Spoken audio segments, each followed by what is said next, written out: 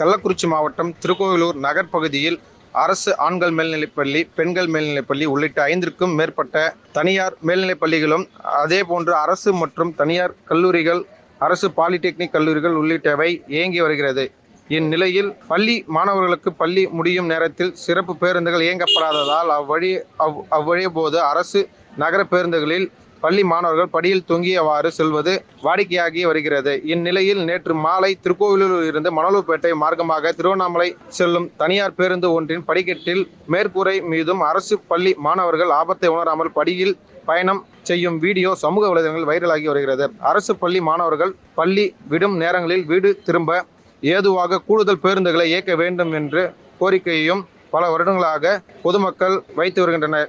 எனவே உடனடியாக மாவட்ட ஆட்சியர் தகுந்த நடவடிக்கை எடுக்க வேண்டும் என பொதுமக்கள் கோரிக்கை விடுத்துள்ளனர். பாதகம் செய்பவரை கண்டால் நாம் பயங்கொள்ளலாகாது பாப்பா, மோதி மிதித்து விடு பாப்பா, அவர் முகத்தில் உமிழ்ந்து விடு பாப்பா. அண்மை செய்திகளை உடனுக்குடன் தெரிந்து கொள்ள இணைந்திருங்கள் இயம்நாடு தொலைக்காட்சியுடன்.